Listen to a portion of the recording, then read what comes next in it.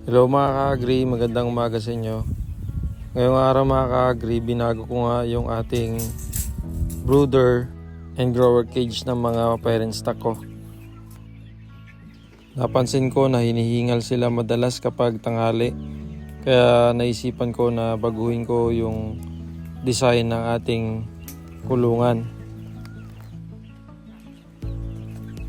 Kung makikita nyo dito mga ka-agri, yung flooring harap at taas lang yung naka-screen. So yan lang yung kanilang ventilasyon.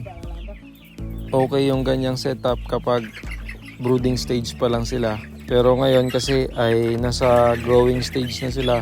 So mainit na talaga dahil halos kompleto na yung kanilang mga balahibo. Nilagay namin sila sa crate para hindi sila mag-stampede kapag nagtatrabaho kami. At hindi rin sila makasagabal sa amin. Fast forward natin mga ka-agri kasi medyo marami-rami din sila. Nasa 72 heads po kasi ang ating mga parent stock. 60 heads ang female, 12 heads naman yung male. Tinanggal ko na rin pala mga ka-agri yung ating trapal, pero ibabalik natin yan sa gabi para hindi naman sila masyadong lamigin.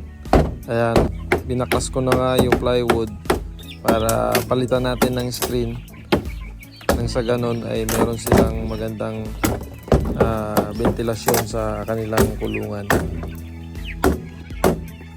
Nakakatuwa lang rin mga ka-agri dahil marami tayong natututunan araw-araw. Katulad po nitong ginawa natin na 2-in-1 na kulungan, brooder and grower po. Maganda siya nung brooding stage pa lang, pero ngayong growing stage na sila, medyo hindi na sila komportable dahil masyado nang mainit. Dagdag pa yung mainit na panahon. Kaya mahalaga talaga mga ka-agri, i-monitor natin yung behavior ng ating mga sisiyo para maagapan natin agad o magawa natin agad kung ano yung mga dapat nating gawin o pagbabago sa kanilang kulungan para maging komportable po sila. Kaya ito po yung naisip ko ngayon na tanggalin ko yung sa likod na plywood para po tagusan na po yung hangin na papasok sa kanilang kulungan. Kaya sa susunod na may mga sisiw tayo, lalagyan na lang natin ng trapal paikot para nang sa ganon ay makulob natin yung tamang init na kailangan ng mga sisiw natin. And then aalisin na lang natin kapag nasa growing stage na sila, katulad nito. Ayan, natapos na nga kami mga ka-agri. So ibabalik na namin ngayon yung ating mga sisiw at para matistingan natin kung komportable na ba sila sa kanilang bagong design ng kulungan.